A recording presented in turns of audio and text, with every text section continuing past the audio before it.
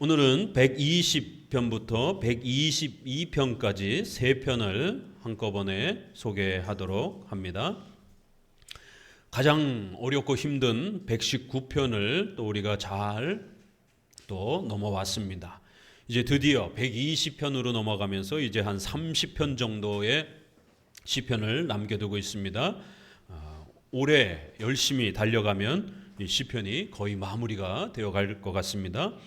이제 뒤편의 이 120편 이후로의 이제 내용들은 앞에서 소개되었던 그런 내용들이 조금씩 더욱 이렇게 확장되면서 또 소개되는 내용이기 때문에 우리가 앞에서 배웠던 그 중요한 몇 가지의 그 원칙과 또 시편을 해석하는 그 원리와 규칙들을 잘 지켜가면서 해석하게 되면 크게 어렵지 않게 또 잘 읽어낼 수 있을 것입니다. 오늘 120편부터 134편에 이르기까지 대략 한 15편 정도는 우리가 그 제목에 보게 되면 다윗의 시 곧 성전에 올라가는 노래라고 이렇게 표시되어 있는 것처럼 이 시편들은 성전을 사모하고 성전에서 이루어지는 그 제사와 절기들을 사모하고 간절히 또 지켜내기를 소망하는 그러한 성전과 성전의 제사와 절기와 예배들을 사모하고 또 지켜가려고 하는 그러한 신앙 고백과 또 그러한 다양한 열심과 또 기도들을 그렇게 표현하고 있습니다. 그러니까 전체적인 큰 흐름은 교회론이라고 하는 그러한 큰 주제 아래서 또 각각의 그 시편들을 함께 또 살펴보시기 바랍니다. 120편 1절을 2절 같이 한번 읽어보도록 합니다. 내가 환난 중에 여호와께 부르짖었더니 내게 응답하였도다. 여호와여 거짓된 입술과 괴사한 혀에서 내 생명을 건지소서. 자, 성전에 올라가는 노래 이렇게 되어 있는데 시작하자마자 하나님 내가 환난 중에 고통 가운데 있습니다. 하나님 내 기도를 들어주시고 속히 이 환난에서 건져 주시옵소서. 이렇게 성도들의 고난과 어려움에 대한 내용을 소개합니다. 전체적인 내용들은 다 그러한 성도들의 고난에 대한 내용으로 그렇게 간략하게 소개가 되어 있습니다. 그렇게 어렵지 않은 내용입니다. 고난 중에 있을지라도 성도들은 하나님을 의지하고 간절히 기도하면 하나님께서 도와주신다라는 것이에요. 그러나 이러한 성도들의 고난과 성화와 관련된 성도들의 거룩함에 대한 이런 훈련들에 대한 부분들을 어디에 맞춰야 된다고요? 단순한 성화론에 맞추지 마시고 교회론의 관점에서 살펴보시라는 것이에요. 우리가 앞부분에서 성도들이 고난과 어려움을 당할 때는 하나님의 통치와 계획과 섭리 속에서 4가지 이유가 있다고 그랬죠. 성도들이 질병과 재정과 어떤 사업에 큰 어려움을 겪게 되면 예기치 못한 심각한 고통을 겪게 되면 빨리 4가지를 살펴보라 그랬죠. 그 원인을 첫 번째, 죄 때문인가? 주일 성수를 소홀히 하고 경건 생활을 소홀히 하고 또 십계명의 이러한 기독교 윤리에 있어서 특별히 심각하게 범죄한 일들이 명백하게 확인이 되는지를 빨리 확인해 보셔야 됩니다. 이 십계명은 엑스레이입니다. 그래서 우리가 뭔가 잘못되었으면 십계명에 비춰봐서 명백하게 확인이 되면 그걸 빨리 고쳐야 돼요. 그러면 회복이 됩니다. 우리의 죄 때문인가? 두 번째는 성화적인 목적이 있다고 그랬습니다. 때로는 우리의 죄 때문은 아니지만 우리를 더 성장시키기 위해서 더 큰 그릇으로 하나님이 우리를 훈련시키기 위해서 성도들이 때로는 극심한 고난과 어려움을 겪습니다. 그럴 때는 잘 견디기만 하면 되는 것이에요.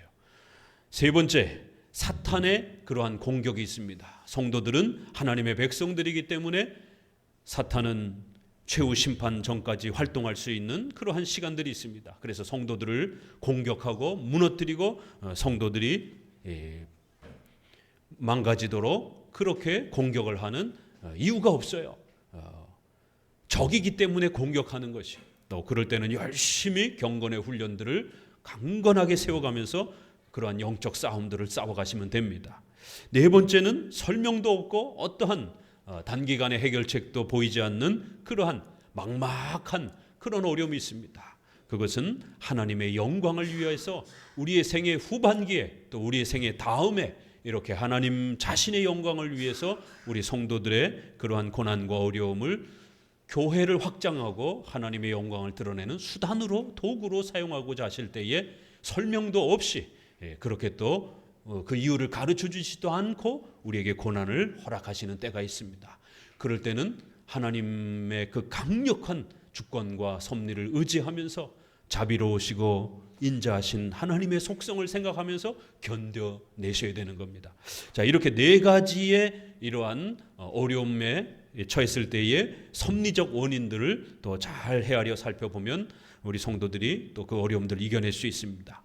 이렇게 섭리 가운데에서 성도들이 고난을 겪는 그런 과정들을 우리가 성화, 성도들의 성장이라고 하는 거룩한 성장이라고 하는 이러한 성화의 모습에서 살펴볼 수가 있습니다. 그렇지만 또 성도는 그러한 고난 속에서 그 원인들을 찾고 해결하고 회복하기 위해서 경건의 이러한 훈련들을 하면서 열심히 노력하셔야 됩니다. 하지만 개인의 경건의 훈련으로만 멈춰서는 안 됩니다. 반드시 교회의 도움을 받으셔야 됩니다. 오늘 우리 시대에는 우리가 119편 마지막 설교에서 이렇게 목회자의 설교가 또 성경을 가르치는 아주 중요한 수단으로서 하나님이 그렇게 세워주셨다라고 그렇게 배웠습니다. 오늘 우리 시대에는 이러한 설교를 무시하는 시대, 교회를 무시하는 시대, 그래서 우리가 무교회주의 시대, 교회 무용론 시대, 교회 폐기주의 시대에 오늘 우리는 처해 있습니다. 그래서 신비체험, 개인의 경건만 강조하는 이런 경건주의, 또 개교회, 자기교회만 강조하는 그러한 독립파, 회중파, 이러한 분리주의적 그러한 교회의 무교회주의, 개인주의적 그러한 신앙생활 중심이 팽배해져 가고 있습니다. 그러나 하나님께서는 반드시 교회 중심으로 우리 성도들의 경건 생활이 유지되도록 교회로 초대하시고 교회의 통치 질서 아래서 성도들을 성장시킨다라는 것이, 또 그리고 그 교회는 단지 독립된 회중파 교회, 개별 교회가 아니라 반드시 여러 교회가 하나의 교단적 연합을 취하고 있는 공교회, 하나의 교회, 캐톨릭 처치라고 하는, 우리가 사도신경에서 고백하는 홀리 캐톨릭 처치, 거룩한 공교회, 공자를 보편적, 우주적, 하나의 이런 뜻을 담고 있는 겁니다. 그래서 거룩한 하나의 교회, 이러한 신앙 고백 아래에서 반드시 교회는 여러 교회들이 서로 연합해서 돕고 힘을 합치는 그러한 교단적 공교회, 교단적 하나의 교회에 그렇게 틀을 갖춘 공교회라고 하는 그러한 연합을 갖춘 장로교회 형태로 하나님께서 교회를 세우셨다라는 것을 우리에게 가르치고 있습니다. 그래서 120편과 같은 이러한 성도들의 기도와 또 환난 중에 반드시 하나님께서 우리를 도와주실 것이다라는 것, 이러한 기도와 이러한 신앙의 인내를 가지기 위해서는 부지런히 성경을 읽으셔야 되고 또 기도하셔야 되고 또 열심히 경건 생활을 애쓰셔야 됩니다. 그리고 또 동시에 교회의 은혜의 수단에 참여해서 공예배를 드리고 또 말씀을 듣고 교리문답을 또 배우며, 또 여러분의 신앙의 어떤 부분들이 잘못되었다라면 교회의 치리를 통해서 점검받고 책망을 받으면서 그렇게 성장해 가는 것이에요. 여러분이 고난을 겪을 때에 뭐가 잘못됐는지를 네 가지 섭리의 원인을 통해서 열심히 살폈습니다. 그런데 살피면 뭐합니까? 안 고치면 효력이 없는 것이에요. 아, 내가 이걸 잘못했구나. 알긴 아는데 인간인지라 자기 스스로 자기의 잘못을 다 큰 어른이 쉽게 그렇게 못 고칩니다. 그냥 습관대로 살지, 습관이 편하다 보니까 그냥 죄악된 습관 속에 머물러 있는 그러한 여전한 자기 자신들을 보게 됩니다. 잘못된 건 알겠는데 열심히 고쳐가지는 못하는 우리 인간의 한계를 보게 됩니다. 그렇기 때문에 하나님께서는 공적인 교회의 권징과 치리를 통해서 강제적으로 고치는 것이. 이 세상에 다 큰 어른들을 누가 책망하겠습니까? 여태까지 40년, 50년을 이렇게 말을 함부로 하고 거칠게 하고 또 말을 이렇게 너무 쉽게 약속도 잘 안 지키고 그냥 대충대충 그냥 이렇게 말하면서 그렇게 습관적으로 살았는데 어느 날부터 약속한 대로 말한 대로 정직하게 살고 또 그렇게 부드럽게 말하고 이게 쉽게 고쳐지겠습니까? 쉽게 안 고쳐집니다.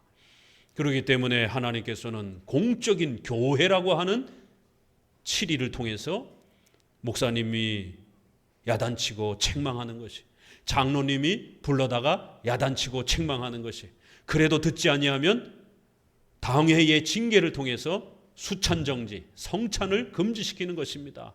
계속해서 회개하지 않고 계속해서 이걸 고치지 아니하면 하나님의 이 천국잔치에서 쫓겨날 수 있다라고 하는 엄중한 경고를 받는 것입니다.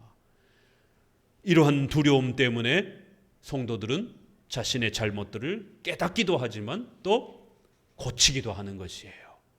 이렇게 120편은 우리 성도들이 고난과 환난 중에 처했을 때에 그 이유가 무엇인지를 개인적으로 개인의 기도 생활과 경건 생활을 통해서 부지런히 그 원인을 살펴봐야 되고 또 더 나아가서는 이제 120편, 121편, 122편 전부 다 이렇게 서로 짝으로 묶여져 있습니다. 이제 122편에 가서 사람이 내게 말할 때 여호와의 집에 올라가자라고 할 때 너무너무 기뻤다라는 거예요. 우리 함께 교회 갑시다 라는 그러한 소리를 들었을 때 너무너무 감격스러웠다라는 것이 교회론으로 이렇게 묶여지고 있습니다.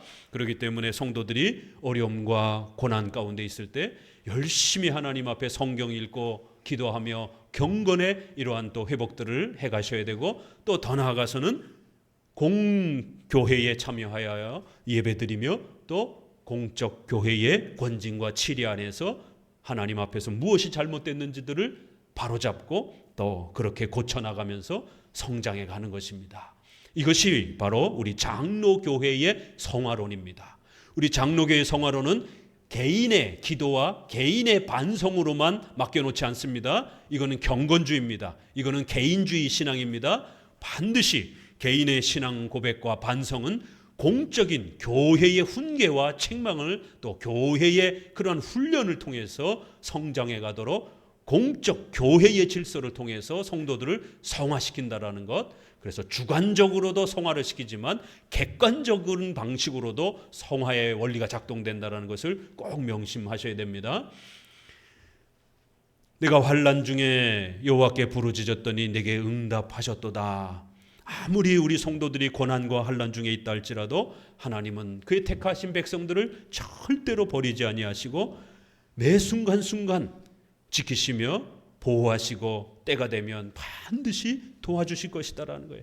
우리 개인의 죄 때문에도 발생이 되지만 또 성화의 목적을 가지고 우리 성도들을 고난 속에서 훈련시키는 거예요. 또 사탄과 싸워야 되는 하나님의 나라의 그리스도의 군사들로서 영적 싸움을 또 하도록 또 우리를 부르신 것입니다. 또 하나님의 영광을 위하여 교회를 세우기 위하여 때로는 성도들의 희생과 눈물과 고난을 도구로 사용하기도 하시는 것입니다. 그렇기 때문에 하나님의 백성들의 그 고난을 허락하시기도 하지만 필요에 따라서 허락하시기도 하지만 반드시 하나님께서는 성도들이 기도할 때에 응답하시고 또 그 성도들이 말씀과 성례와 기도라고 하는 공적인 은혜의 수단을 게으리하지 않는다라면 얼마든지 때가 되면 그 성도들을 또 회복시켜 주실 것이라고 약속하고 있습니다. 그럼 어떠한 고난을 겪고 있는가 한번 보니까 거짓된 입술과 괴사한 입에서 내 생명을 건지소서. 구계명이죠. 그렇죠? 입으로 성도들을 공격하는 거예요. 성도들을 비방하고 조롱하고 모함하고 우리 성도들이 신앙생활을 하다 보면 제일 가까운 가족들로부터 참 듣기 민망하고 듣기 어려운 힘든 그런 온갖 비난과 조롱과 또 책망을 듣기도 합니다. 너는 맨날 교회 가느냐? 교회 하루도 안 빠지면 뭐가 병이 생기느냐? 가족보다도 교회가 더 중요하느냐? 모처럼 휴가인데 항상 금, 토, 일 이렇게 껴야 되다 보니까 참 이게 어렵잖아요. 휴가지에서 다시 돌아가겠다라고 하면 가족들이 난리가 나는 것이죠. 또 더 나아가서는 직장에서도 가까운 지인들이 그렇게 크리스찬으로서의 이러한 모습들을 십계명을 지켜가려고 애를 쓰다 보면 얼마나 많은 손가락질과 얼마나 많은 따돌림이 많습니까? 거짓된 입술로, 괴사한 입으로 우리 성도들을 공격하는 이런 많은 비판적인 말들을 성도들은 견디며 살아간다는 거예요. 너 괴사한 혀여 무엇으로 내게 주며 무엇으로 내게 더할꼬. 괴사한 혀, 악한 혀, 폭력적인 그러한 입으로 그렇게 성도들에게 아주 험악한 말들을 쏟아낸다라는 거예요. 그 말이 상처가 얼마나 깊으냐면 장사의 날카로운 살과 로뎀나무 숯불과 같더라는 거예요. 전쟁터에서 장사들이, 큰 군사들이 휘두르는 칼과 날카로운 그 창처럼 성도들의 마음에 아주 깊숙이 찔린다라는 것이에요. 그 말 한마디 한마디가 우리가 비수 같다, 이런 표현이 우리 속담에도 있잖아요. 아주 날카로운 칼처럼 상대방의 그러한 비난하는 말들이, 우리 크리스찬들의 신앙생활을 조롱하는 말들이 비수같이 우리 가슴에 찔리는 것이 너무 아픈 것이에요. 로뎀나무 숯불, 이 역사적 해석을 해야 되죠. 우리는 이 로뎀나무가 어느 지역의 어떤 나무인지 잘 모르지만 구약에 이제 이러한 학자들을 통해서 우리가 연구된 것을 보게 되면 우리나라의 어떤 소나무 같이, 이 송진과 같이 이렇게 아주 불이 잘 타는 그런 나무들 있잖아요. 화력이 아주 좋은 그런 나무들, 거기에 속하는 그런 나무 종류 중에 하나라고 말합니다. 아주 화력이 강력한 그런 아주 숯불과 같이 우리의 삶 전체를 불태울 정도로 그렇게 고통스럽더라는 것이에요. 매색에 유하며 계달의 장막 중에 거하는 것이 내게 화로다. 매색, 계달, 이게 다 사막 지역에 이렇게 거하고, 특별히 또 이 계달이라고 하는 또 이 지역은 이스마엘의 또 그러한 후손들이 살았던 지역으로 창세기 25장 13절에 보게 되면 그렇게 소개가 됩니다. 그러니까 이방 지역들을 말하는 것이 저 애굽 아래쪽으로 내려가는 그 사막 지역으로 대략 평가가 됩니다. 결국 이 시편의 저자가 때로는 그 불신자들의 부탁과 그들의 또 유혹 때문에 이방인들 가운데서 그렇게 또 살면서 어려움을 겪기도 하고, 십계명을 때로는 우리 성도들이 포기하고, 십계명을 지키는 것보다는 가족들하고 결국 지인들하고의 그런 우정과 애정을 지키기 위해서 십계명에 등을 돌리는 이러한 연약한 모습을 때로는 보이기도 했다라는 거예요. 그렇게 이방 지역에 거하는 것이 내게 화로다. 내가 화평을 미워하는 자와 함께 오래 거하였도다. 그렇게 우리를 공격하는 그러한 자들과 때로는 잠깐 살기도 했다라고 이렇게 고백을 합니다. 이렇게 불신자들의 성화에 못 이겨서, 또 그들의 공격에 두려워서, 또 그들의 유혹에 때로는 빠져서 십계명에 등을 지고 세상 사람들처럼, 세상 사람들과 같이 세상적인 방법으로 그렇게 또 잠깐 발을 담그고 또 그렇게 살기도 했다라는 것이에요. 뒤돌아보니 그것이 내게 얼마나 어리석고 또 위험한 선택이었는지 깨달았다라는 것이에요. 화평을 미워하는 자들과 내가 너무 오랫동안 살았다, 이렇게 표현을 합니다. 나는 끊임없이 화평을 원할지라도 내가 말할 때마다 저희들은 내 말 하나하나 꼬투리를 잡아가지고 계속해서 나를 공격하려고 하더라는 것이, 이렇게 거짓된 입술과 악한 입술로 성도들을 공격하는 그러한 장면과 또 그들의 유혹과 그들의 공격 속에서 잠깐 흔들려서 그렇게 십계명과 하나님의 뜻을 외면했던 자신의 실수들을 고백하면서 하나님 앞에 다시 도움을 요청하는 이러한 모습을 보이게 됩니다. 이렇게 우리 성도들은 신앙생활을 하다 보면 가까운 지인으로부터 이렇게 우리 주변에 많은 또 유혹과 어려움을 겪게 됩니다. 그럴 때마다 때로는 흔들리기도 하고, 때로는 구계명에 거짓말하지 말라라고 하는 이 십계명을 지켜야 되는데 때로는 어쩔 수 없이 거짓말을 하기도 하고 또 탐욕하지 말라라고 하는데 잘못된 방법으로 그렇게 또 돈을 취하기도 하고 이런 실수들을 하게 되는 것입니다. 그럴 때마다 십계명을 다시 읽고 또 설교를 들으면서 또 교리문답 공부들을 다시 하면서 하나님 말씀 앞에서 우리 자신을 체크하는 겁니다. 돌아보는 것이에요. 무엇이 잘못됐는가를 돌아보면서 하나님께 도움을 요청하는 겁니다. 그리고는 또 교회에 또 도움을 받으면서 고치고 회개하며 성장해 가는 것입니다. 이게 신앙생활인 것이에요. 자, 그러면서 이제 121편으로 넘어갑니다. 우리 1, 2절 같이 읽어봅니다. 내가 산을 향하여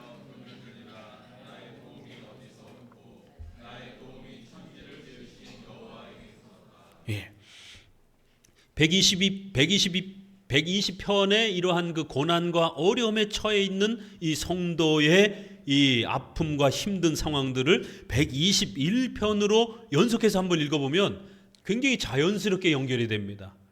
성도들이 경제적인 문제가 해결이 안 되다 보니까, 질병의 문제가 아무리 기도해도 잘 해결이 안 되다 보니까, 사업 문제가 아무리 기도해도 잘 해결이 안 되다 보니까 결국 성도들이 최후에는 어떤 방법을 써요? 비성경적인 방법을 쓰게 되는 것이에요. 악한 방법을 쓰게 되는 거예요. 남들도 다 그렇게 하니까. 내가 산을 향하여 눈을 들리라. 나의 도움이 어디서 올까? 아무리 기도해도 하나님께서 기도응답으로 역사하지 않고 하나님이 해결해 줄 그러한 기미가 보이지 않다 보니까 답답해서 어디를 쳐다봐요? 내가 눈을 들어 산을 쳐다본다라는 거예요. 하나님을 쳐다보는 게 아니라 산을 쳐다보는 것이에요. 성경의 이 시편은 비유법이 많기 때문에 산이란 고대의 주로 권력자들, 돈, 힘을 가진 그러한 세상의 온갖 권력과 힘을 말하는 것이죠. 커다란 산처럼 그렇게 세상의 권력과 그러한 왕들의 또 군사력과 경제력과 이런 것들을 큰 산처럼 이렇게 표현하면서 나도 저런 좀 도움을 받았으면 좋겠다. 나도 저런 좀 백이 있었으면 좋겠다. 나도 저런 좀 권력을 나도 승진해서 온갖 방법을 동원해서라도 나도 좀 저렇게 승진해서 큰 권력을 가졌더라면 나도 이런 어려움을 겪지 않았을 텐데 나의 도움은 어디서 올꼬? 이러면서 하늘을 바라볼 때 하나님을 바라보지 않고 산을 쳐다보는 것이 1절이 도움을 바라보되 두리번 하다가 마치 산을 쳐다보는 이러한 답답함의 모습이 1절에 표현이 됩니다. 그러자 2절에는 바로 브레이크를 걸면서 그렇게 산을 쳐다보면 안 된다는 거예요. 도움을 받기 위해서 그렇게 세상적인 방법을 기웃기웃하면 절대로 안 된다는 것입니다. 나의 도움이 천지를 지으신 여호와에게서로다. 이미 우리 앞부분에서 섭리론할 때, 작정론할 때 얼마나 많이 배웠습니까? 하나님의 절대 주권. 사도신경에서 우리가 어떻게 고백하죠? 전능하사 천지를 지으신 하나님을 믿습니다. 우리 기독교인들이 믿는 하나님은 우리가 도와줘야만이 구원을 인간과 협력해서 만들고 우리가 도와줘야만이 우리의 의식주를 하나님이 인간의 도움을 통해서 우리를 도와주는 그러한 무능력한 하나님이 아니라 우리가 태어나고 살고 죽는 모든 것, 우주 만물의 모든 우주의 행성들의 모든 움직임들을 하나님이 천지, 하늘과 땅의 모든 걸 지으시고 인간도 창조하시고 인간의 마음까지 전부 통치하시고 다스리시는 전지전능하신 하나님을 믿습니다. 여러분은 사도신경 고백할 때마다 칼빈주의 하나님, 개혁주의 하나님을 고백하는 것이. 왜요? 일반 복음주의권 내의 침례교, 감리교, 성결교 이런 다양한 교파들은 장로교 외에 다른 교파들은 작정론, 예정론, 섭리론을 그렇게 중요하게 여기지 않습니다. 조금 언급하기는 해도 우리 장로교처럼 강조하지 않습니다. 더더구나 감리교는 예정론을 아주 공격적으로 싫어합니다. 예정론을 비성경적인 교리라고까지 이렇게 비난합니다. 그런데 장로교만이 사도신경의 2000년의 이 고백을 따라서 우리가 믿는 하나님은 천지전능하신 하나님, 온 천지 만물을 만드시고 우리 인생의 모든 역사를 하나님은 하늘에 계셔서 원하시는 대로 통치하신다라고 하는 시편 115편, 또 에베소서 1장에 있는 말씀처럼 원하시는 모든 것대로 행하신다라는 것이, 우리가 원하는 대로가 아니라 하나님이 원하시는 대로. 적어도 우리 칼빈주의 개혁주의는 이 사도신경의 고백을 그대로 받아서 예정론, 구원론에 있어서도 누가 구원받고 누가 버림받는지를 결정하는 하나님의 구원의 이러한 신비로운 역사가 있다는 것. 인간이 보기에 다소 좀 불편해 보여도 구원을 결정하는, 예정하는 하나님의 주권이 있다는 것. 우리의 의식주와 삶과 관련해서도 아담의 타락까지 하나님이 모르신 게 아니라, 모르셨다 그러면 무능력한 하나님이 되어버리는 겁니다. 그래서 우리 개혁파 칼빈주의는 아담의 타락조차도 하나님이 아셨다라고 말하는 거예요. 그러니까 대번 반대쪽에서는 어떻게 하나님이 그러면 죄를 만들 수 있느냐, 하나님이 죄를 허락하면 그건 악한 신이다라고 벌떼처럼 공격합니다. 그러나 우리가 더 두려워하는 것은, 물론 그런 어려움이 있습니다. 그건 우리 인간이 다 이해할 수 없는 영역이기도 합니다. 왜 하나님이 아담의 타락을 허락하셨는지, 다 알고 계심에도 왜 그것을 허락하셨는지 성경이 가르쳐주는 정도만 이해할 뿐이에요. 하나님께서는 악을 허락하셨을지라도 그 악을 통하여 선을 만드실 수 있는 전지전능하신 하나님이기 때문에 오히려 그 타락으로 인하여 예수 그리스도께서 이 땅에 오셔서 우리를 위하여 십자가에 죽으시며 피조물이었던 우리가 이제는 그리스도의 몸된 신부가 되고 하나님의 자녀가 되는, 원죄가 해결됨으로 이런 어마어마한 구속의 은혜를 덧입는 결과가 주어진 것이, 원인은 잘 몰라요. 왜 하나님이 그렇게 만드시고 그렇게 작정하시고 계획하시고 섭리하셨는지, 허락하셨는지 다 헤아릴 수가 없습니다. 우리가 더 걱정하는 건 하나님의 절대 주권이 무너지는 것, 이거를 더 염려하는 거예요, 칼빈주의는. 그러나 반대쪽에서는 하나님의 주권이 무너진다 해도 더 걱정하는 것은 인간이 노력과 책임을 갖고 살아야 되는데, 구원에 있어서, 의식주의 섭리에 있어서 하나님이 모든 걸 결정한다라고 하면 인간은 허수아비인가? 인간은 아무것도 안 해도 되는가? 인간의 이러한 활동과 노력에 대해서 더 염려를 하는 것이, 우리 개혁주의는 하나님의 주권이 무너지는, 예정과 섭리가 무너지는, 하나님의 절대 주권이 무너지는 것을 더 염려하는 것입니다.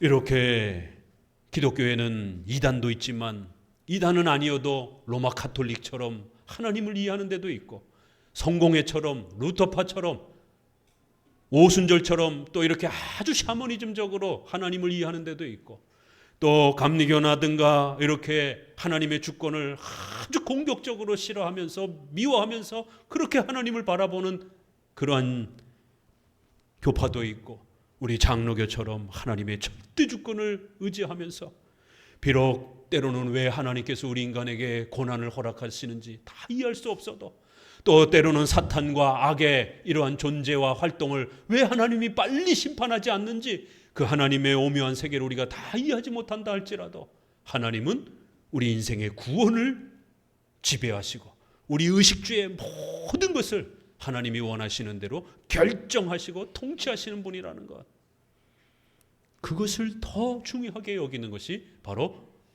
장로교회요, 개혁주의 교회인 것입니다. 왜요? 성경에 이렇게 끊임없이 외치고 있기 때문에 그래요.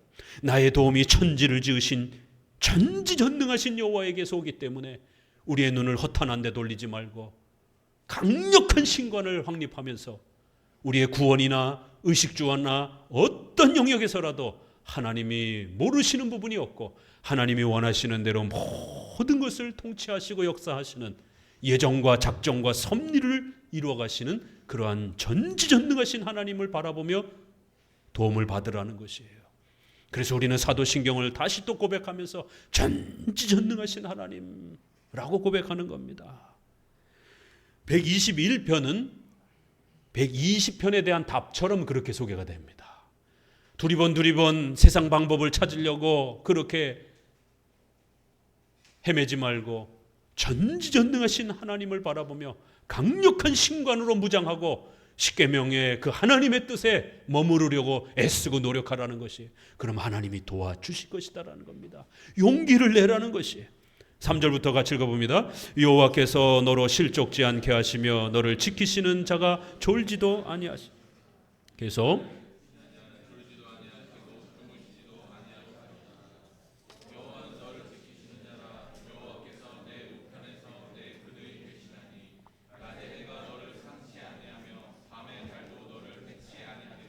여호와께서 너를 지켜 모든 환난을 면케 하시며 내 영혼을 지키시리로다. 여호와께서 너의 출입을 지금부터 영원까지 지키시리로다. 해석 어렵지 않아요. 그렇죠? 그냥 그 읽는 자체만으로도 우리 가슴이 참 먹먹해지고 참 가슴이 뭉클해지고 위로가 되는 그러한 표현들입니다. 그래서 집에서 우리 아이들하고 이런 짧은 시편들은 그냥 서로 이렇게 교독하는 거예요. 같이 읽기도 하는 거예요. 이게 소리 내서 읽으면 또 눈으로 보는 것하고 느낌이 다릅니다. 그래서 소리로 이렇게 잘 울려 퍼질 때 그 소리가 또 같이 귀에 들어오잖아요. 하나님의 말씀이 우리 입을 통해서 발성이 되고 또 말씀이 들려지고 이러면 굉장히 큰 감동이 옵니다. 여호와께서 너로 실족지 않게 하시며 너를 지키시는 자가 졸지도 않으실 것이다. 하나님의 전지전능하심을 어떻게 설명할 방법이 없다 보니까 우리 인간의 잠에다가 비유를 하는 거예요. 6번이나 하나님이 지켜주시겠다, 지켜주시겠다, 지켜 보호해 주시겠다, 걱정하지 말아라 라고 그렇게 6번이나 지켜주겠다라고 강조를 하면서 잠에다가 비유를 합니다. 어제 잘 주무셨습니까? 어제 잘 못 주무신 분들은 이제 졸음이 이제 막 요 시간쯤 되면 1시간은 버티는데 이제 12시쯤 넘어가면 막 졸음이 막 쏟아지려고 합니다. 인간은 본능적으로 잠을 못 자면 막 눈꺼풀이 막 내려오는 거예요. 천하장사라도 우리 졸린 눈꺼풀을 막을 수 없다라고 그러잖아요. 돈으로도 막을 수 없고 힘으로도 막을 수 없어요. 졸리게 되면 한 이틀을 잠을 안 재우면 우리가 고문할 때 가장 큰 고통스러운 고문이 잠을 안 재우는 거잖아요. 한 3, 4일을 잠을 안 재우면 뭐 이제 막 다 막 실토를 하는 것이죠. 이렇게 인간은 밥을 먹어야 배고픔에 대한 이런 본능이 있는 것처럼, 그래서 밥을 먹는 것처럼 잠에 대한 이 본능은 이건 인간인 이상 그 누구도 벗어날 수가 없습니다. 며칠 밤을 못 잔 사람이 아무리 자지 말라고 해도 막 두들겨 패도 잠을 자는 거예요. 그래서 우리가 산에 겨울에 올라갔다가 자면 죽는 겁니다. 그런데도 잠이 오는 거예요. 이게 인간의 본능인 것입니다. 인간은 절대로 잠을 이길 수 없습니다. 그런데 우리의 하나님은 졸지도 아니하시고 주무시지도 아니하시고 더 나아가서는 졸지도 않는다라는 것입니다. 하나님은 영이시기 때문에 인간처럼 잠을 필요로 하지 않아요. 그렇죠? 그런데 이렇게 비유적으로 시편이니까 그 하나님의 전지전능하심이 어떤 것인지를 우리 인간의 본능에다가 비유로 그렇게 설명하는 것이. 하나님은 우리가 잘 때도 우리를 지켜보시면서 우리의 그 모든 삶 속에서 우리를 보호하신다라는 것이. 우리가 고통 속에서 잠이 들어있을 때도 하나님은 우리가 왜 밤잠을 설치는지, 어떤 고통 때문에 잠을 못 자고 그렇게 뒤척거리는지 다 헤아리고 계신다는 것이. 하나님은 우리가 고통받고 괴로움 가운데 있는 모든 상황들을 전부 헤아리고 계신다는 거예요. 하루하루에 365일에 우리 평생에, 아니요 1분 1초 하루하루의 모든 생애가 하나님의 계획과 통치와 다스림 속에서 그렇게 우리 인생이 살아가는 거라는 겁니다.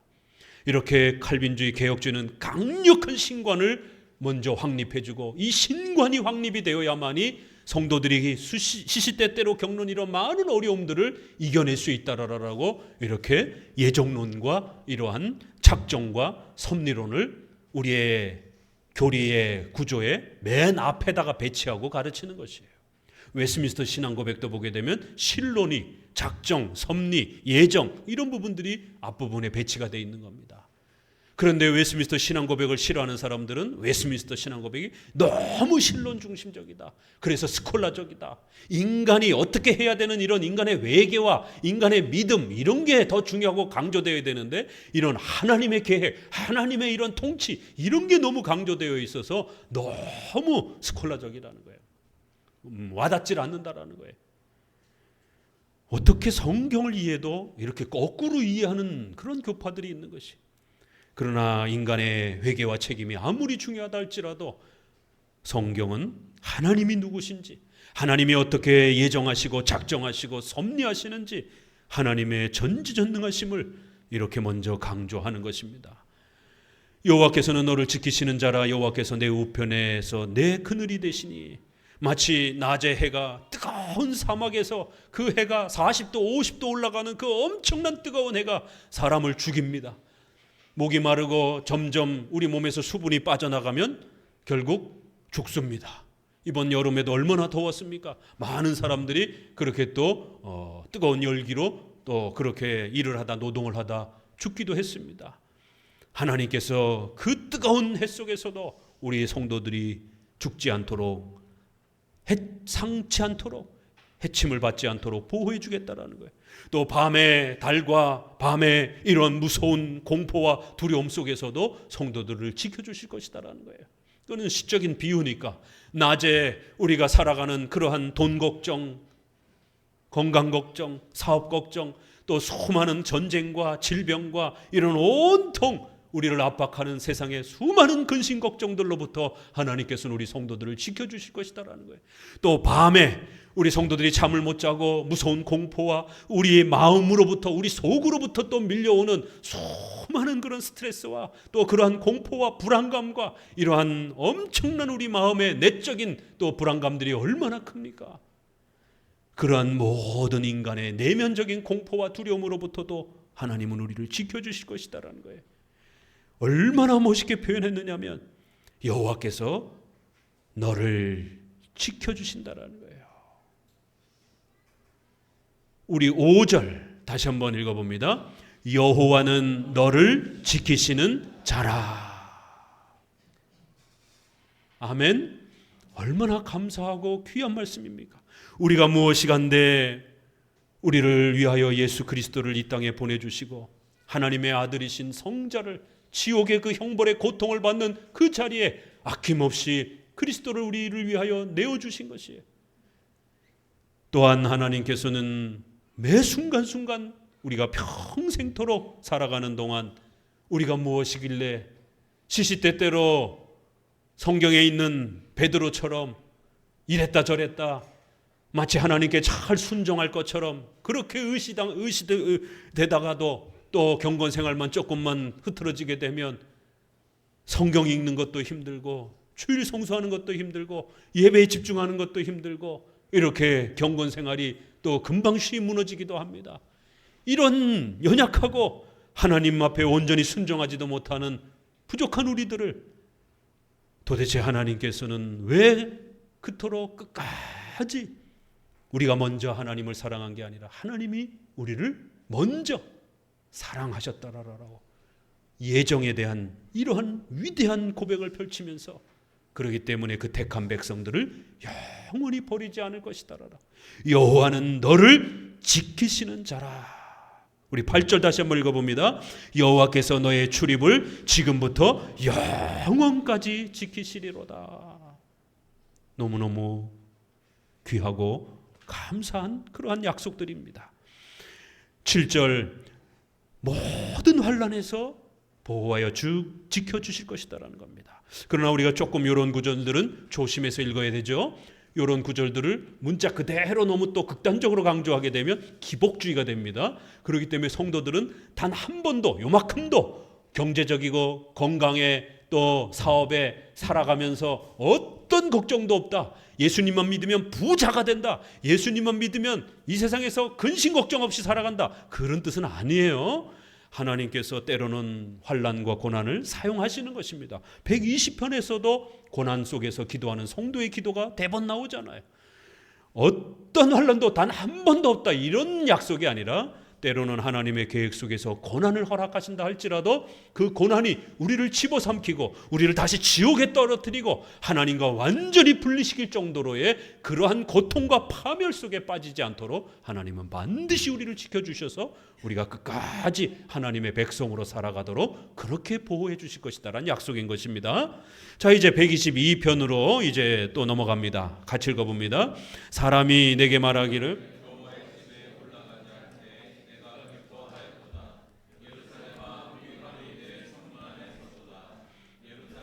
너는 조밀한 성읍과 같이 건설되었도다. 지파들이 곧 여호와의 지파들이 여호와의 이름에 감사하려고 이스라엘의 전례대로 그리로 올라가는도다. 하나님께서 어려움에 처해 있는, 고난에 처해 있는 성도들을 모르시지 않고 또 그들을 도울 수 없는 그러한 힘이 없는 게 아니라 반드시 그들을 지켜주실 것이고 그들의 모든 고난까지도 하나님의 예정과 섭리 속에서 그렇게 펼쳐지며 성도들을 또 성장시키는 도구와 시간으로 삼겠다라고 이런 강력한 하나님의 작정과 섭리의 위대한 통치를 소개합니다. 그러니까 성도들은 열심히 경건 생활을 게을리하지 말고 힘을 내어 경건 생활하라는 것입니다. 그러나 그 개인의 경건 생활은 반드시 하나님이 세워주신 교회를 통해서 지속적으로 훈련받으라는 것이에요. 하나님은 교회를 통해서 도와주시겠다라는 거예요. 하나님은 교회의 이러한 은혜의 수단들을 사용하면서 우리 성도들이 고난 속에 있을 때에 위로받을 수 있도록 하나님이 지켜주시는 이러한 강력한 도움들을 받을 수 있도록 그렇게 교회의 이러한 질서를 통해서 성도들을 보호하고 지키시겠다라는 것입니다. 그래서 오늘 제목을 장로교회를 지키시는 하나님 이렇게 잡아본 것입니다. 특별히 그 교회는 어떤 교회가 되어야 된다고요? 이 땅에 수많은 교회의 모습들이 있습니다. 교회 간판이 수많은 교회의 모습들이 있습니다. 앞서 말씀드린 것처럼 이단은 아님에도 불구하고 아주 타락해 있는, 아주 심각하게 부패해 있는 그런 교파들도 있습니다. 거반 이단에 가까운 이런 로마 가톨릭과 또 이러한 오순절파와 같은 아주 샤머니즘적이고 그의 수장을 적그리스도라고까지 비판했던 이러한 교황을 적그리스도라고까지 비판했던, 그러나 다만 그들이 고백하는 신앙 고백의 성도들의 개인 신앙 고백까지는 존중하는 차원에서 그들이 받은 세례를 그들이 개종할 때에, 기독교로 개종할 때에 다시 주지 않는 이러한 절묘한 조화를 이루면서 로마 가톨릭을 비판했던 것입니다. 이렇게 심각한 교파도 있는 것이, 그러한 교회들도 있는 것입니다. 그러나 성경이 우리에게 가르치는 교회는 어떤 교회인가? 이러한 수많은 교파들 중에 어떤 교회인가를 우리는 또 같이 더 고민하셔야 됩니다. 사람이 내게 말하기를 여호와의 집에 올라가자 할 때 내가 너무너무 기뻤다라는 것이에요. 하나님의 성전에 나아가서 제사를 드리고 그 3대 절기를 지키면서 5대 제사를 지킬 때에 이스라엘 백성들은 이러한 큰 위로와 하나님이 지켜주신다라고 하는 엄청난 강력한 신관을 얻으면서 많은 환난과 어려움들을 이겨낼 수 있었던 것입니다. 오늘날은 성전이 없으니까 이것은 어떻게 해요? 그대로 오늘 우리 시대의 교회와 예배로 적용이 돼야 되는 겁니다. 오늘 아침에 교회 갑시다라고 부모님이, 가장이, 또 아빠가, 남편이 초청을 했을 때 어떻게 나오셨습니까? 우리 자녀들은 조금만 더 자고요. 왜 맨날 매주마다 교회 갑니까? 한 주 쉬면 안 됩니까? 좀 힘든 사람들이 있고, 이제 정말 이 교회의 소중함을 아는 분들은 주일이 돌아오기를 학수고대하고 주일이 왔을 때에 교회 갑시다라는 그 고백만 들어도 가슴이 뛰는, 교회 가서 예배 드릴 생각만 하면 마음이 벅차오르는 또 이러한 또 성도들도 있을 것입니다.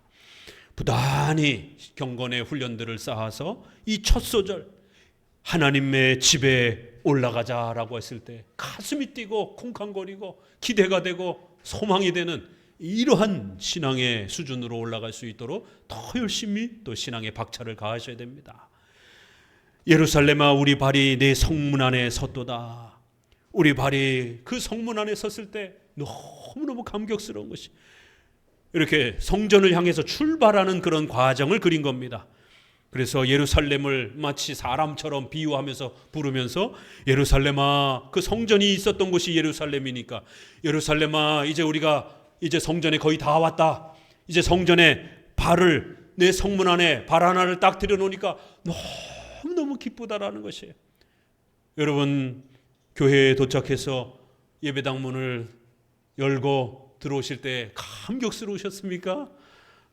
그리고는 앉으셔서 오늘도 드려질 예배를 위해서 기도하고, 또 말씀을 전하실 목사님을 위해서 기도하고, 또 성도들을 위해서 기도하고, 또 여러분 자신과 가정을 위해서도 기도하고, 그러나 치면 최소한 10분 전에 오셔야 됩니다. 그렇게 기도하려면 5분 갖고 모자릅니다. 적어도 10분 전에 오셔서 마음을 정돈하고 그날 본문들을 읽고, 또 위해서 기도해야 될 분들을 위해서 또 차분히 기도하면서 예배를 준비할 때에 얼마나 감격스러운 기대감이, 오늘 예배를 통해서 하나님이 나를 어떻게 지켜주시고 위로해 주시고 또 하나님이 만나 주실지, 또 하나님께서 말씀을 통해서, 목사님의 말씀을 통하여 그 하나님의 뜻을 얼마나 더 풍성하게 나에게 가르쳐 줄지, 그 성경을 깨닫고 알아갈 때 내가 얼마나 더 기쁨 속에 차게 될지, 또 소망 가운데 이러한 기쁨으로 또 외쳐지게 되는 겁니다.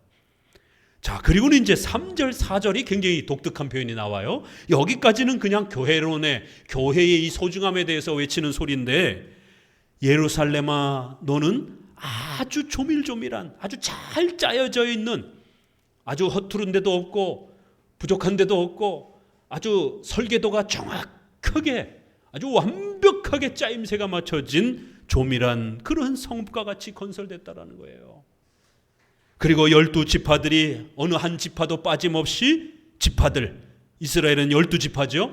12지파들이 여호와의 이름에 감사하려고 전례대로, 바로 그 이스라엘의 율법의 제사의 규칙과 전례대로 3대 절기, 5대 제사를 지키기 위해서 순서대로 또 각 지파대로 명령된 그러한 또 예물을 가지고, 또 레위 지파는 예배를 전담하고 봉사해줘야 되는 또 그러한 임무로서 각 지파가 자신들에게 맡겨진 그러한 역할을 잘 감당하면서 그렇게 예루살렘에 올라갔다라는 거예요. 이거는 구약의 그러한 예배적 질서에 이러한 잘 짜여져 있는 하나의 그 성전 제사의 그런 짜임새들을 이야기하는 겁니다.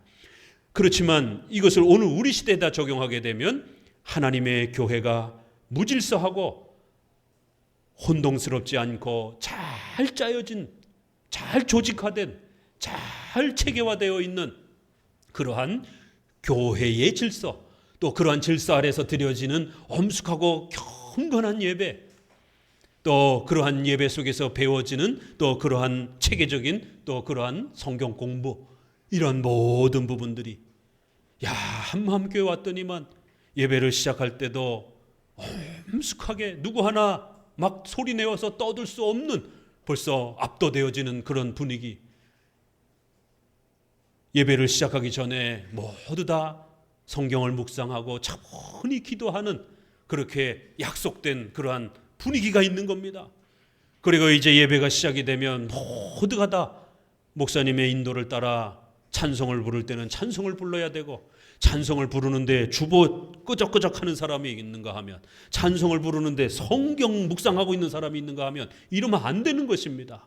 성경을 읽을 때는 같이, 교독할 때는 큰 음성으로 또 박자를 맞춰서 그렇게 돌림 노래하시면 안 됩니다. 눈치껏 이렇게 호흡을 잘 조절하면서 성경을 이렇게 교독하셔야 어린 아이들도, 아직 글자를 모르는 아이들도 성경을 들을 수 있는 것입니다. 이렇게 잘 짜여진 그런, 마치 누가 이렇게 오케스트라를 지휘하듯이, 이렇게 이쪽은 너무 빠르면 안 되고 이쪽이 너무 빠르니까 조금 천천히 가고, 그래서 성경을 교독하는 소리도 잘 맞춰져 있고, 그래서 그 음성이 하나처럼 웅장하게 들리고, 또 시편 찬송을 할 때는 차분히 그 가사들을 묵상하면서 경건하게 그 시편 찬송의 아름다움들을 함께 아름다운 목소리로 노래하고, 또 목사님이 기도할 때는 그 기도를 내 기도처럼 그렇게 마음으로 받으며, 그렇게 예배가 물 흘러가듯이 그렇게 아주 엄숙하고 경건하면서도 잔잔하게 그렇게 흘러가는 거예요. 야, 장로교회 예배는 이렇게 경건하구나. 야, 장로교회 예배는 이렇게 엄숙하구나. 정말 뭔가 세상에서 막 어려움과 고통 속에 있다가 새신자가 초대받아서 왔을 때에 성도들의 그 예배드리는, 하나님 앞에 엄숙하고 두렵고 떨림으로 예배드리는 그 자세와 모습들을 보면서 그 자세 자체가 압도가 되는 거예요. 신 앞에 경건하게 두려움을 갖춘 그 성도들의 얼굴 표정과 자세와 말 한마디와 행동 하나하나를 바라보면서, 아, 그래, 교회는 이래야지, 교회는 이렇게 엄숙해야지, 신 앞에 서 있는 것인데. 그런데 세상에 교회를 왔더니 들어오자마자 북이 두들겨 때리는 소리가 귀를 때리고, 가라오케 밴드처럼 그렇게 온갖 드럼과 신디사이저와 전자기타들이 귀를 찌르고, 그렇게 찬양을 인도하는 사람들은 또 비트가 빠른 찬양들로 그렇게 막 정신없게 만들고, 성도들은 여기저기 막 왔다 갔다 하고 막 떠들고, 뭐 여기는 떠들고 저쪽엔 기도하고, 무슨 시장 난장판에 와 있는 것처럼. 교회가 교회인지 신을 섬기고 예배하는 곳인지 무슨 어떤 친목단체에 와 있는 것인지 구별이 안 될 정도로 그렇게 교회가 시끄럽고 혼란스럽다라면 어떤 느낌이 들겠습니까? 먼저는 이렇게 예배의 엄숙성과 아주 긴밀하고 조밀하게 잘 체계화되어 있고 아주 질서가 잘 잡혀져 있는 그러한 모습, 이러한 모습은 장로교회를 또 말하는 것입니다. 왜냐하면 이제 여기서 말하는 이러한 모습 속에서 우리가 어떻게 장로교회를 살펴갈 수 있는가, 잘 또 말씀을 끌어내 보세요. 어떤 교회가 되어야 이렇게 잘 짜여지고 잘 이렇게 물 흐르듯이 잘 돌아가면서 혼란이 가중되지 않고 또 때로는 무질서가 가중되지 않는 이러한 엄숙함과 경외감이 잘 흘러갈까요? 1인이 통치하는 감독교회가 있습니다. 로마 교황이 모든 교회를 지배합니다. 감리교는 감독교회입니다. 그래서 감리교회라고 부르는 것이에요. 하나의 감독이 모든 교회를 지배하는 것이, 성공회도 마찬가지입니다. 그래서 교권주의, 사제주의 이런 쪽에 빠집니다. 율법주의에 빠지게 됩니다. 거기에 대한 반발로 신앙의 자유와 교회의 자유를 외치면서 제세례파가 결국 모든 질서를 파괴하고 모든 그러한 성경적 질서들을 외면해 버렸습니다. 성도들의 개인의 뜨거운 기도와 찬양과 신앙 고백만 강조했습니다. 개인의 경건만 강조했습니다. 그래서 제세례파는 경건주의를 시작한 것이, 그리고 또 여러 교회로부터 목회자의 설교를 견제받고, 목회자도 인간이기 때문에 반드시 그의 설교가 검사되어야 되고 또 견제되어야 되는 것이, 그러나 성도가 견제하는 게 아니라 목사님과 같은 실력에 있는 그런 목사와 신학자들이 견제하고 살펴야 되는 거예요. 또 교회의 운영과 인사권과 또 이런 설교가 반드시 이렇게 견제가 되고 검증되고 또 조사를 받아야 되는 것이. 그런데 이것을 교권주의라고 비난하면서 그렇게 독립된 개교의 중심으로 독립파교회, 분리파교회, 회중파교회를 추구하는 사람들이 있는 겁니다. 견제를 싫어하는 것이에요. 장로교회도 이러한 노회와 총회와 같은 상회의 구조를 가지고 있다 보니까 교권주의라고 비난하는 거예요. 그리고 총회를 통해서 교회법을 만들다 보니까 그 교회법 아래 모든 교회가 순종해야 됩니다. 이렇게 상회가 존재하고 교회법이 존재해야 됩니다. 그래야 장로교회예요. 그래야 견제를 받을 수 있습니다. 이런 견제를 받기 싫어하게 되면 어떤 일이 벌어져요? 목사님이 자기 마음대로 설교해도 아무도 견제할 수가 없습니다. 목사님이 히브리어 헬라어 잘하면서 성경을 아무렇게나 막 가르칠 수도 있습니다. 그러면 성도들이 히브리어 헬라어 모르는 성도들이 거기에 대해서 어떻게 반발을 하겠습니까? 그 교회가 타락하면 로마 카톨릭보다도 더 심각하게 타락할 수 있는 게 개교회들입니다. 회중교회들입니다. 왜요? 로마 카톨릭은 이렇게 사람이 죽으면 또다시 추기경 속에서 교황을 만들어 또 세우기 때문에 추기경들이 교황이 되고 싶어서 어마어마한 견제들을 서로 합니다. 권력 다툼이 어마어마합니다. 그러나 권력을 한 사람이 독점하게 되면 거기도 또 역시 잘못 결정했을 때 모두가 같이 타락하게 되는 거예요. 그 교황의 말은 신적인 권한처럼 그렇게 존중받기 때문에 교황이 잘못 결정하게 되면 모든 교회가 타락하는 겁니다. 교황이 예배를 엉뚱하게 그렇게 질서를 잡아놓게 되면 그 예배가 엉망이 되는 것입니다. 교황이 그렇게 마리아 상과 예수님 상을 만들어 놓고 교회 바깥에 세워놓고 들어올 때마다 여기다 절하라라고 그러면은 모든 성도들이 미신적 신앙에 빠지게 되는 것이, 그 돌덩어리를 섬기게 되고 돌덩어리 앞에 절을 하게 되는 이런 일이 벌어지게 되는 것입니다. 이렇게 연약한 한 인간이 수십 수백만의 성도들을 다스리는 이런 위험한 일이 벌어지게 되는 겁니다. 그렇게 되면 항상 종교적 폭력이 일어날 수 있습니다. 또 그러한 질서와 체계를 또 아예 무시를 해버리게 되면 무질서가 돼버리는 것이에요. 성령이 임했다 그러면서 아무나 막 설교하고 아무나 막 기도하고 오늘은 이거 해봅시다, 오늘은 저거 해봅시다, 성도들하고 의견 조율하다가 싸우다가 끝나버리고 뭘 해야 될지 누가 결정해야 될지 이런 심각한 혼란이 벌어지는 것이. 그래서 성경은 말씀의 전문가인 목사와 또 오랜 경륜을 가지고 또 사람들을 돌볼 수 있는 인생의 경륜을 갖춘 장로를, 치리장로를 세워서 교회의 대표자들에게 그 교회 통치와 관련된 모든 권한을 위탁해 주는 것입니다. 그래서 장로들이 통치의 권한을 가지고 그 전문성을 가지고 그렇게 교회를 통치해 가는 겁니다.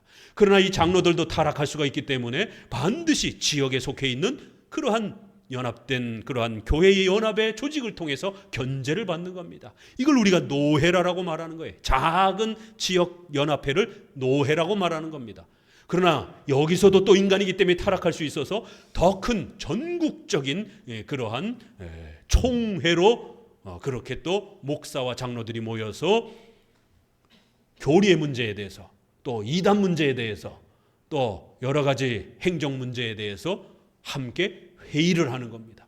절대로 혼자서 결정할 수가 없습니다. 함께 열심히 성경 해석을 가지고 회의를 통해서 결의하는 것입니다.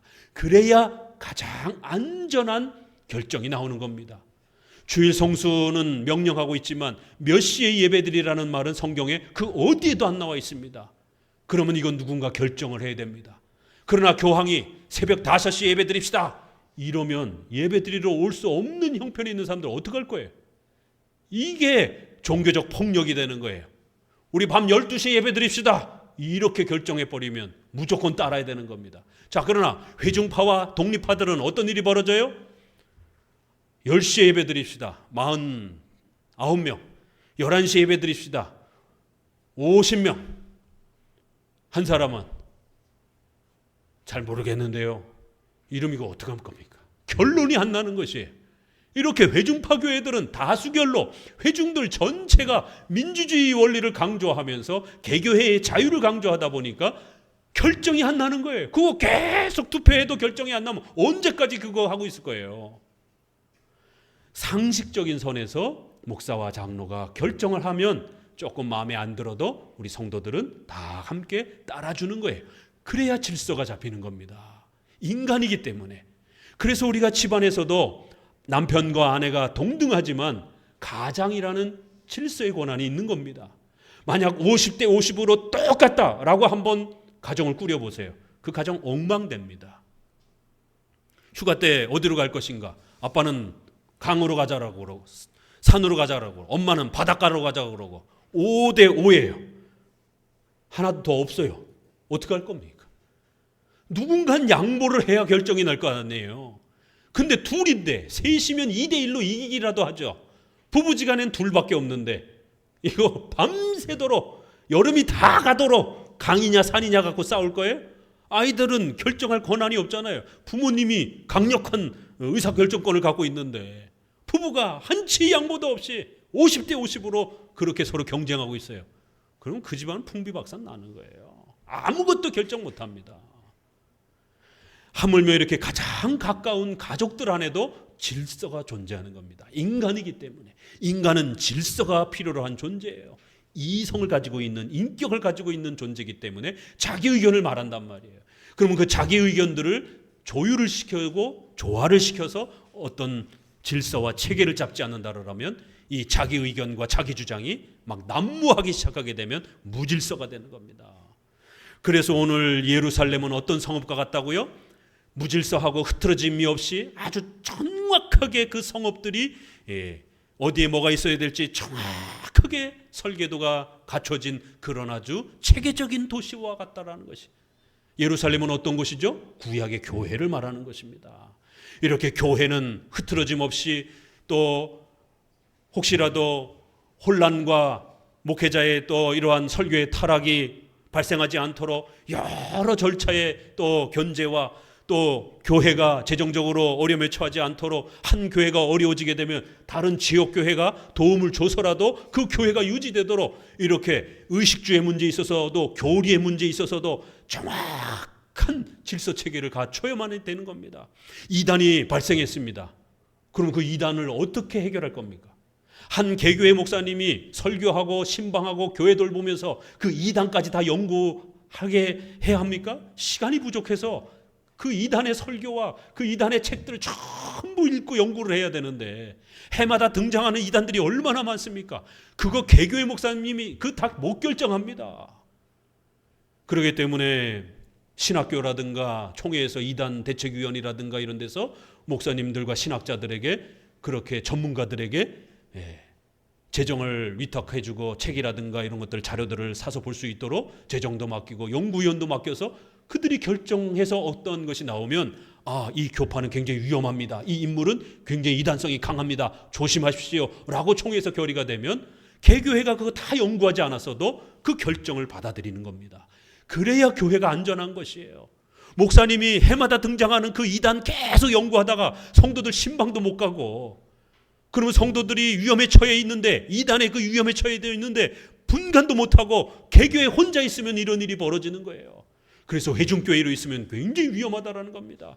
이단에 대해서도 대처 못하고 이 성경의 교리에 대해서도 더 훌륭한 또 이러한 성경의 풍성한 교리들도 신학교 문제를 통해서 또 후학을 양성하는 문제도 이거 한 개교회가 감당할 수 있는 문제가 아니에요. 그 어마어마한 장학금, 교수들의 그런 월급과 사례비 이걸 어떻게 감당할 겁니까?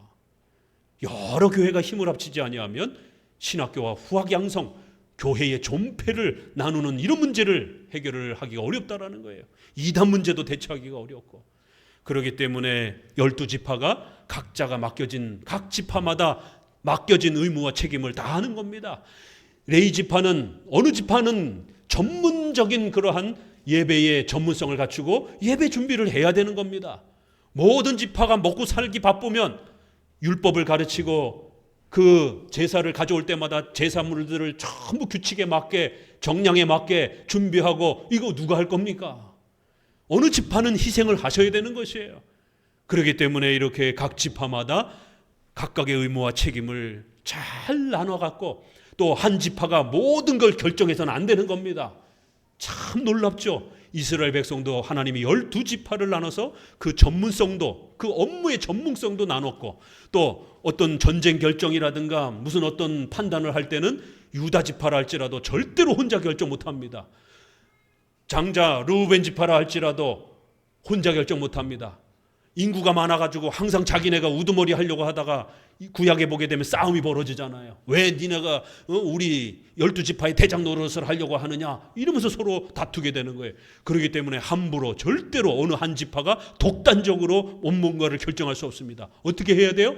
12지파가 11지파가 레위 지파 빼놓고 일반 의식주의 결정들은 11지파가 결정을 하는 것이니까 함께 모여서 항상 의논하여서 결정을 하는 겁니다.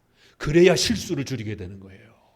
이렇게 하나님은 어느 한 개교회 하나만 놓지 아니하고 여러 교회들이 또 서로 함께 협력해서 이단의 문제도 대처를 하고 또 교회의 후학의 문제들을, 신학교 문제들을, 교회의 또 존립을 지켜야 되는, 또 계승해 가야 되는 우리 자녀들을 걱정해야 되는 또 이런 신학교 문제와 또 이러한 부분들을 만들어갈 수 있도록 협력하도록 여러 지역교회가 하나로 뭉치도록 이렇게 장로교회, 상회라고 하는 노회가 있고 그 노회가 결정한 교회법을 모든 교회들이 복종하는 이러한 장로교회의 질서가 가장 잘 짜임새 있고 실용적으로도 우리의 이러한 여러 무질서와 목회자의 또 설교의 타락을 막을 수 있는 안전 대책이 가장 우수하고 이렇게 실용적으로도 그렇고 성경적으로도 그렇고 하나님의 교회는 잘 짜임새의 규칙과 질서 아래에서 움직여져야 교회가 혼란스러워지지 않고 교회가 혼란스러워지지 않아야 성도들을 잘 돌볼 수 있다는 것입니다. 여기까지 우리가 이 본문의 구절을 가지고 끌어낼 수가 있는 것이. 자, 5절 또 같이 읽어봅니다. 거기 판단의 보좌를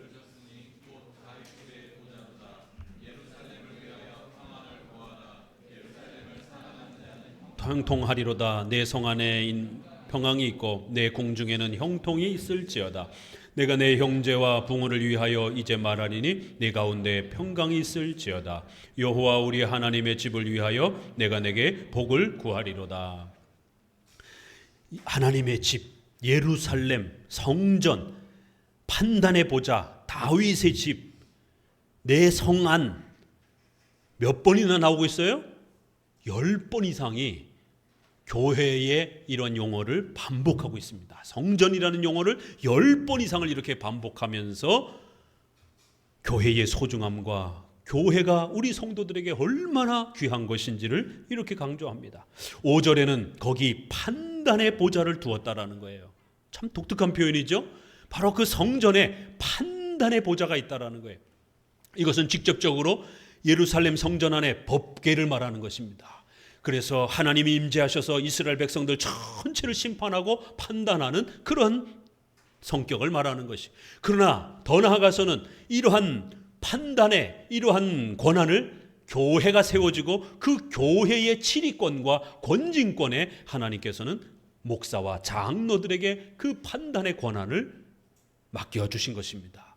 마태복음 16장에서는 이거를 열쇠권이다. 천국 열쇠를 너희에게 맡겼다. 이렇게 표현하는 것입니다. 이렇게 하나님께서 온 세상을 심판하시는 이러한 판단의 그러한 권한, 그리고 그 판단의 이러한 책임과 권한이 이제 하나님의 교회 안에 주어져 있고 특별히 그 교회 안에 지도자들에게, 성도들 전체에게 주어져 있는 것도 아니고 로마 교황과 같이 한 개인에게 주어져 있는 것도 아니고 우리 장로교회는 장로들에게 그 치리권과 판단권이 주어져 있다는 거예요. 곧 다윗의 집 보좌로다. 이것은 물론 당연히 또 그 다윗의 집은 장차 예수 그리스도를 바라보면서 그렇게 그리스도께서 이 교회의 중심이 되셔서 이 교회를 판단하고 다스려 가실 것이다라는 거예요. 그러나 이것을 우리가 신약으로 넘어오게 되면 예수 그리스도께서는 이 땅에 자신의 교회를 세우시고 그 교회의 장로들에게 이 천국 열쇠권을 위탁해 주셨다라는 거예요. 그래서 우리가 이걸 유스 디비눔이라고 표현합니다. 이제 우리 가을 종교개혁 때 이번에는 이 유스 디비눔을 한번 세 분의 교수님을 모시고 한번 또 볼 겁니다. 이렇게 그리스도의 통치권을, 신적 통치권을 교회의 장로들에게 위탁했다라는 거예요. 또 더 나아가서는 뭐라고 표현하느냐면 8절에 내가 내 형제와 부모, 친구들을 위하여 이제 말할 것이다라는 거예요. 참 독특한 표현들이 나와요. 비유적인 표현도 나오고 또 여러 설명적인 표현도 나오고 구약의 성전에 맞춰서 표현도 나옵니다. 내 형제와 부모를 위하여. 교회는 반드시 독립하나 회중파 교회처럼 개교회로 있어서는 안 된다라는 겁니다. 성도들은 반드시 혼자 있어서는 안 된다라는 거예요. 여기에 저자도 이렇게 자신의 도움을 하나님 앞에 받으면서 반드시 내 형제, 내 또 가까운 그러한 지인들을 위하여 이제 말할 것이다라는 거예요. 하나님의 교회 가운데 평안이 있을 것이다라는 거예요. 그러니까 이것은 전도의 이런 차원이 아니라 내 형제라라고 이렇게 더 가까이 말하는 것은 바로 교회의 지체를 말하는 것입니다. 성도는 혼자 있는 것이 아니라 반드시 교회의 지체들과 가까운 교회의 성도들과 함께 그렇게 평안을 고백하며 교회의 평안을 위해서 힘쓰고 노력해야 된다는 것이, 저자 혼자만이 교회의 평안을 위해서 노력하는 게 아니라 바로 그렇게 가까운 형제와 가까운 그러한 교회의 지체들과 함께 교회의 평안을 위해서 힘쓰고 노력하겠다라는 거예요. 그래서 더 나가서 또 여호와 우리 하나님의 집 이렇게 표현합니다. 교회는 성도들 혼자서 신앙생활을 했어도 안 되고, 또 교회는 혼자 개교회로 있어서도 안 되고, 반드시 어떤 교회가 되어야 된다고요? 우리의 교회가 되어야 된다는 거예요. 복수로 표현이 되어 있습니다. 120편처럼 하나님 나를 도와주세요, 나를 살펴주세요, 이렇게 1인칭으로 자기 자신만을 도와달라고 이렇게 요청해도 되는데, 122편에서는 자신의 도움도 강조하지만 반드시 인칭에 있어서 우리가 함께 하나님의 교회를 섬겨야 된다라고, 내 교회가 아니라 우리의 교회가 되어야 된다라고 이렇게 복수를 사용합니다. 이런 표현들도 놓치지 마시고 읽어낼 수 있어야 됩니다. 왜냐하면 시편은 너무나 아주 압축되어 있기 때문에 그걸 하나하나 실타래 풀듯이 풀어내봐야 되는 것이에요. 이렇게 교회를 하나의 개교회로만 말하지 아니하고 여러 교회들을 우리의 교회들이다라고 이렇게 표현하는 겁니다.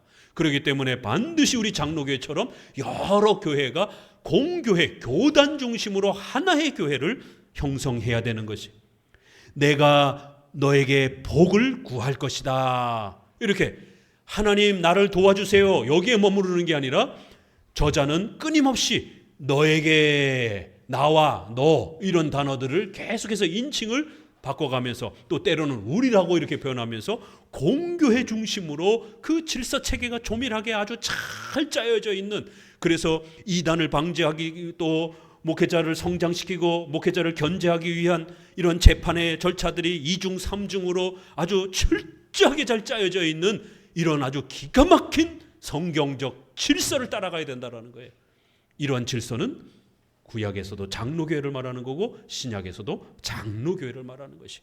우리 성경 몇 구절만 좀 보도록 합니다. 우리 어디를 보시느냐 하면 민수기 11장 24절입니다. 민수기 11장 24절입니다. 같이 읽어봅니다. 모세가 나가서 여호와의 말씀을 백성에게 고하고 백성의 장로 70인을 모아 장막에 둘러 세우매, 여호와께서 구름 가운데 강림하사 모세에게 말씀하시고 그에게 임할 신을 70 장로들에게도 임하게 하시니. 예. 이렇게 구약에 반드시 모세가 통치하던 시절에도 70인 장로를 세워서 그 장로들 중심으로 구약에 통치하는 모습을 우리는 여러 번 봐왔습니다. 신약으로 넘어갑니다. 어디를 보시느냐면 사도행전 15장. 교회에 문제가 생겼을 때 혼자 독단으로 처리하지 않냐고, 또 개교회 중심으로 처리하지 않냐고 사도행전 15장을 보게 되면 예루살렘에 모여서 그 지역의 모든 교회들이 대표가 함께 모여서 회의하는 장면을 보게 됩니다. 모든 성도들이 회의한 게 아니에요. 예루살렘에 있는 모든 성도들이 회의한 게 아닙니다. 안디옥 교회에 있는 모든 성도들이 참여한 게 아니에요. 그렇게 하면 참여할 수가 없죠. 어디 가서 자고 어디 가서 밥을 먹을 거예요. 그 수십 수백만이 되는 그 성도들이 안디옥 교회의 대표들이 오는 겁니다. 예루살렘 교회의 대표들이 참석하는 거예요. 15장 4절을 읽어봅니다. 예루살렘에 이르러 교회와 사도와 장로들에게 영접을 받고 하나님이 자기들과 함께 계셔 행하신 모든 일을 말하며, 인사를 할 때는 교회도 성도들도 같이 인사를 한 거예요. 영접을 한 거예요. 그러나 15장 6절을 같이 읽어봅니다. 사도와 장로들이 이 일을 의논하려 모여 많은 변론이 있은 후에, 회의를 할 때는 교회는 빠집니다. 교회라고 쓴 그 용어는 빠져요. 사도와 장로들이 모여서 회의하는 겁니다. 그러나 베드로 한 사람이 독단으로 결정하는 게 아니라 어떻게 해요? 많은 변론이 있은 후에 여럿이 서로 토론하고 논의를 하는 것이, 그리고는 교회법을 결정을 합니다. 20절 같이 읽어봅니다. 다만 우상의 더러운 것과 음행과 목매어 죽인 것과 피를 멀리하라고 편지하는 것이 가하니 이 28절 성령과 우리는 이 요긴한 것들 외에 아무 짐도 너희에게 지우지 아니하는 것이 가한 줄 아노라. 4개의 교회법이 정해집니다. 이거 다 먹는 문제와 관련되어 있는 거예요. 피가 섞인 이런 음식, 구약의 제사 속에서는 이건 금지되어 있는 겁니다. 그러나 오늘 우리에게는 상관없어요. 그래서 우리가 순댓국이라든가 피가 들어가 있는 음식들을 자유롭게 먹을 수 있는 것입니다. 이거를 만약 문자 그대로 오늘날까지 계승하게 되면 피가 있는 음식은 못 먹게 되는 거예요. 그러니까 이렇게 교회법은 그 교단과 그 지역과 그 시대의 목회자들이 성도들을 위해서 결정하는 의식주 문제와 교회 정치 질서 문제인 것입니다. 이렇게 정한 것을 어떻게 해요? 28절에 성령과 우리가 결정했다 이렇게 말하는 겁니다. 그거 목사님들이 결정했으니까 우리는 안 따라갈래, 순종 안 할래 이러면 안 된다라는 거예요. 교회가 어떤 결정을 중요하게 내렸어요. 성경에 어긋나지 않는 그런 훌륭한 결정을 내렸습니다. 그러면 하나님의 말씀인 것처럼 그렇게 순종하셔야 돼요. 왜요? 성령과 우리가 함께 결정한 것이다라는 거예요. 사람들끼리만 결정한 게 아니라 성령께서 이 회의 가운데 함께 하셔서 하나님이 결정해 주신 것이다라는 거예요. 아주 중요한 표현입니다. 성령께서 이 회의 가운데 우리와 함께 결정한 것이다라는 거예요. 이 4가지 결정은. 그래서 16장 4절을 읽어봅니다. 여러 성으로 다녀갈 때에 예루살렘에 있는 사도와 장로들의 작정한 규례를 저희에게 주어 지키게 하니 이에 교회가 더 믿음이 더욱 굳어지고 수가 날마다 더하니라. 일반 교회들이 지켜야 돼요? 안 지켜야 돼요? 반드시 지켜야 됩니다. 사도와 장로들이 작정한 교회법, 그거를 지키도록 요구했다라는 거예요. 그랬더니만 모든 지역 교회가 그걸 지켜갈 때에 교회가 안정적으로 그렇게 성장해 갔다라는 겁니다. 장로 정치 질서가 이렇게 멋있게 소개되는 거예요. 그런데 회중파 교회들은 로이드 존스라든가 존 오웬이라든가 토마스 구딘이라든가 이렇게 회중파를 표방하는 분들은 이 구절을 장로교회의 질서가 아니라 그냥 연합회의라고만 주장을 하는 겁니다. 법적인 권한이 없는 상회 개념이 아닌 그냥 서로 조언하기 위해서 모인 그러한 충고하기 위하고 조언하기 위한 모임이지 법적 구속력이 없다라는 거예요. 그렇게 해석합니다. 장로교회를 비성경적이란 말하기 때문에. 그러나 우리 장로교회는 법적인 복종을 해야 되는 구속력이 있는 그러한 상회요 교회법이라는 거예요. 교회의 장로교회는 이렇게 장로들이 통치해야 된다라는 것, 그 다음에 각각의 개교회들은 어느 교회가 지배하지 못하는 거예요. 교직평등, 모든 교회는 동등한 겁니다. 그러면서 서로 연합하는 거예요. 그렇지만 단순한 조언이 아니라 상회로서 단계별 회의체, 이렇게 3가지가 장로교회의 핵심 요소입니다. 장로들에 의한 통치, 교직평등, 단계별 회의정치, 이렇게 노회와 총회라고 하는 상회의 회의체가 존재하고 그 회의를 통해서 교회법이 결정이 되는 이런 구조를 갖는 교회 정치가 장로 정치인 것입니다. 그렇기 때문에 이러한 정치를 무시하게 되면 개교의 중심이 되고 개인 중심의 신앙이 되는 것입니다. 착각하시면 안 됩니다. 개교회의 미자립교회는 개척할 때는 장로가 없습니다. 당연한 것이죠. 30명 이상이 되어야 장로를 세울 수 있습니다. 세례 교인, 그것도. 그리고 장로는 7년 이상 교회 출석 자격이 돼야 됩니다. 안수집사는 5년. 이게 교회법인 거예요. 이런 교회법을 목사님 마음대로 자기가 주고 싶은 사람한테 장로를 주는 게 아니라 교회법의 지배를 받는 거예요. 그러면 장로교회입니다. 장로가 없어도 그 목사님이 그 교단의 교회법의 지배를 받으면서 통치와 제재를 받으면서 교회를 운영하면 장로교회가 되는 겁니다. 오늘날 장로교회가 있어도 개교회 중심으로 회중파처럼 얼마든지, 감독교회처럼 목사님이 왕이 돼서 얼마든지 할 수 있습니다. 장로들은 아무런 발언도 책임도 없는 이런 허수아비가 되는 이런 형태가 될 수 있어요. 순복음교회도 장로교회가 있습니다. 감리교회도 장로가 있습니다. 그렇다고 거기를 우리가 장로교회라 하지 않습니다. 장로가 있느냐 없느냐의 문제가 아니라 장로교회의 법에 제재를 받고 그 장로교회에 속해 있느냐가 중요한 것입니다. 당연히 이제 때가 되면 자격이 되어서 장로를 세울 수 있는 형편이 되면 장로교회를 세우면 이제 조직된 더 구체화된 그런 장로교회를 펼쳐갈 수 있는 것이죠. 그렇지만 장로교회의 존재 유무는 장로가 있느냐 없느냐가 아니라 그 교회가 장로교단에 속해 있고 교회법의 지배를 받느냐가 훨씬 더 중요한 것입니다.